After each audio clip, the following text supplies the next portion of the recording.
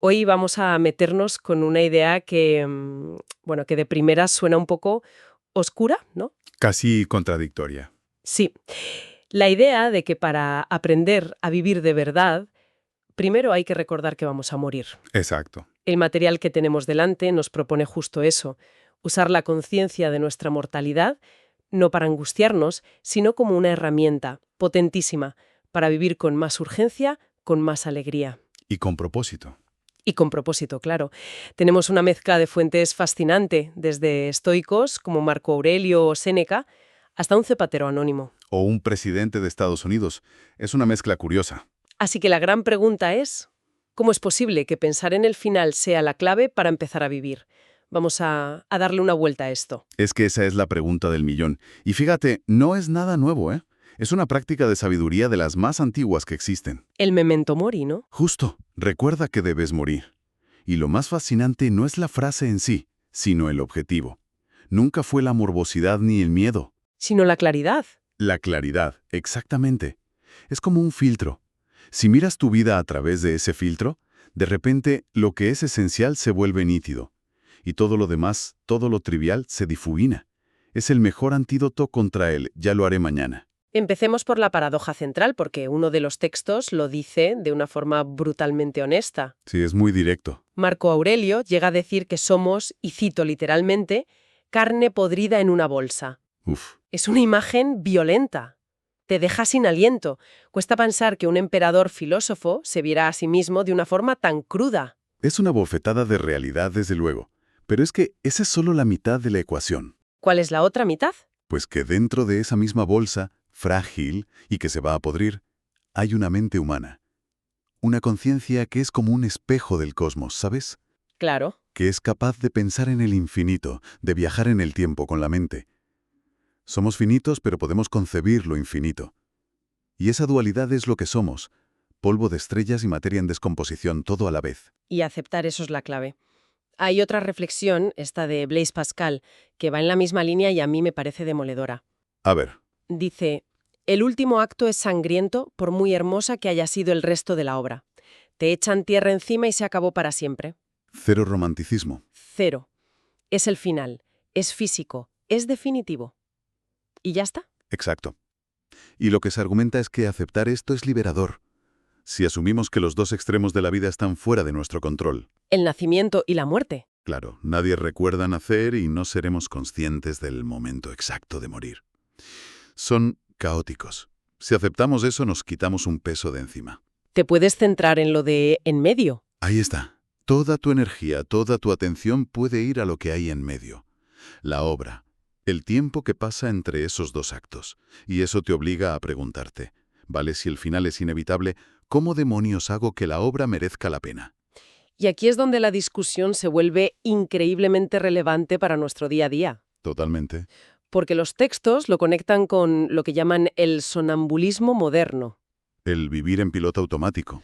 Sí, esa sensación de que tenemos todo el tiempo del mundo. Y el ejemplo que usan es potentísimo. El contraste entre Acción de Gracias en Estados Unidos y la locura consumista del Black Friday y el Cyber Monday que viene justo después. Es una radiografía perfecta de nuestra cultura. Totalmente. Pasamos de un día, que en teoría es para agradecer lo que tienes, a un frenesí por comprar lo que no tienes.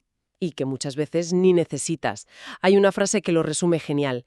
Cambiamos presencia por presentes. Qué buena. Dejamos de estar con nuestra gente para obsesionarnos con comprar regalos. Sí, sí. Y las cifras son, para pararse a pensar, se habla de un gasto de 14.200 millones de dólares solo en el Cyber Monday en Estados Unidos. 14.200 millones. Es una cifra que marea. Y el contraste es brutal, porque en ese mismo país, más de 47 millones de personas, ¿47 millones? sí, y de ellos casi 14 millones son niños, sufren inseguridad alimentaria. O sea, no saben si van a poder comer al día siguiente. Uf, La yuxtaposición de esas dos realidades es la definición del sonambulismo del que hablábamos. ese hundido, esa burbuja, está conectada directamente con el tema de hoy. El olvido de nuestra mortalidad. Claro, Si vives como si tuvieras tiempo infinito, pues acumular cosas parece un objetivo lógico. ¿Por qué no? Hay tiempo de sobra. tiene sentido. Pero en el momento en que metes la variable de la finitud, todo cambia. Y aquí la analogía de Séneca es magistral. Él decía que deberíamos vivir como un soldado que se prepara para una misión. ¡Fa! De la que es muy probable que no vuelva. Exactamente. ¿Y qué hace ese soldado? Pues no se pone a discutir por tonterías, desde luego. Ni a planificar su jubilación. Pone sus asuntos en orden, escribe las cartas importantes, le dice a su gente lo que significa para él. No deja rencores pendientes. Nada, no pierde ni un segundo en nimiedades. Vive con una claridad absoluta porque está preparado para el final. Y esa preparación, paradójicamente, le permite vivir el presente con una intensidad que nosotros en nuestra vida segura a menudo perdemos. Esa idea del soldado de Séneca me hace pensar en, cómo se traduce eso en una vida entera. Y los textos nos dan dos ejemplos. Dos modelos de vida con sentido que parecen opuestos, pero que llegan al mismo sitio. Dos respuestas a la pregunta de cómo hacer que la obra merezca la pena. La primera historia es la de Abe Brown, un entrenador de fútbol americano retirado que, en lugar de irse a jugar al golf a Florida, Lo típico. sí, pues dedicó su vida a visitar a presos. Iba a las cárceles a hablar con gente que la sociedad había olvidado por completo. Y lo hizo por algo muy concreto, ¿no? Sí, un antiguo jugador suyo acabó en la cárcel y le confesó que casi nadie, nunca, los visitaba. Eran invisibles. Los últimos de estos, como dice la cita del Evangelio que inspiraba a Brown. Se lo tomó al pie de la letra. Totalmente. Su misión era encontrar a esos más pequeños y ofrecerles un poco de humanidad. Lo increíble de su historia es que su propósito no era grandioso, no quería cambiar el sistema. Era algo mucho más humano. Él decía que su objetivo era levantar a la gente lo justo para que pudieran ver el sol al final de la tormenta. ¡Qué bonito! Su sentido de la urgencia, su memento mori, no iba hacia sí mismo. Iba hacia afuera, hacia los demás. Y ese es un punto crucial. La historia de Brown nos obliga a hacernos una pregunta incómoda. A ver. Cuando llegue nuestro momento de hacer balance, ¿el resultado será una suma positiva o una suma cero? ¿Podremos decir que hemos ayudado a alguien? ¿O nuestra vida habrá sido un circuito cerrado centrado solo en nosotros? La de Brown es un modelo de servicio. Y luego está esta otra historia, que es completamente diferente. Un presidente de Estados Unidos y un zapatero de Boston. La conexión no parece obvia. Para nada. La anécdota cuenta que John Adams, antes de ser presidente, oía cada día de camino a su despacho a un hombre cantar. Y no era un canto cualquiera, era una explosión de alegría, pura. Y le picó la curiosidad, claro. Un día siguió la música, y el origen de tanta felicidad lo dejó perplejo. La voz venía de un taller minúsculo, donde un zapatero pobrísimo vivía y trabajaba con toda su familia en una sola habitación. Vaya. Adams, conmovido, le encargó unos zapatos, casi como una excusa para darle dinero. Y le preguntó si le costaba salir adelante. Y el hombre, sin dejar de trabajar, admitió con sencillez: a veces. ¿Y ya está? Y ya está. Lo increíble es que, en cuanto Adams se fue, el zapatero reanudó su canto con la misma alegría. Esa imagen tuvo que ser un shock para Adams. Le hizo cuestionarse todo lo que creía saber sobre la felicidad, el éxito. Tanto que se hizo una pregunta que lo resume todo. ¿Quién fue el mayor filósofo? ¿Epicteto o este zapatero? Es buenísima. Porque este hombre, sin libros, sin teorías, en medio de la pobreza, había descifrado el secreto. Había entendido que la alegría no depende de las circunstancias. Es una decisión. Una lección que haces en el presente. Ese es el corazón del estoicismo. Se dice que los estoicos eran contagiosamente felices no a pesar de las dificultades, sino porque las afrontaban. Entendían que el sufrimiento es parte de la vida, pero que la amargura es opcional. Como el epitafio que se atribuye al propio John Adams. Que lo dice todo, sí.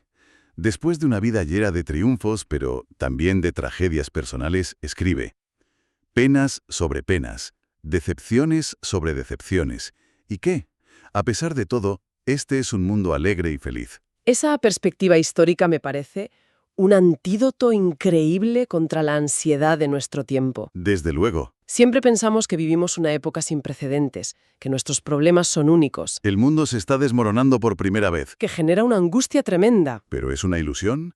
La historia es una lección de humildad. Los ejemplos que se citan son clarísimos. Marco Aurelio, una plaga devastadora, disturbios, guerras. Catón, el senador romano, viendo cómo la república se caía a pedazos por la disfunción política. Y el ejemplo más moderno, el del almirante James Stockdale. Que es brutal. Mientras él era un prisionero de guerra en Vietnam, sufriendo torturas, En el Hanoi Hilton, su país, Estados Unidos, estaba hecho un caos. Una pandemia, una crisis de derechos civiles que incendiaba las ciudades, el Watergate. Los problemas de Stockdale no eran pequeños precisamente. y todo esto nos lleva a una cita brillante de Harry Truman, que por cierto era un lector empedernido de Marco Aurelio. ¿Qué decía? Decía, no hay nada nuevo en el mundo excepto la historia que no conoces. Es una frase perfecta, Totalmente. porque implica que la naturaleza humana, con sus miedos, sus ambiciones, su resiliencia, no cambia. Los escenarios cambian, la tecnología cambia, pero los dramas son los mismos. Entender esto es increíblemente liberador. De acuerdo. Entonces, si aceptamos que la vida es finita y que la clave es vivir con urgencia y propósito, ¿cómo se traduce esto en acciones concretas? En el día a día, Claro, porque si no, se queda en una filosofía muy bonita pero poco práctica. Y lo bueno es que el material ofrece una especie de guía. un manual de instrucciones. Y ese paso de la teoría a la práctica lo es todo. Exacto. Una de las primeras claves es cultivar la urgencia pero sin ansiedad. Que no es lo mismo. No. La ansiedad te paraliza, la urgencia te moviliza.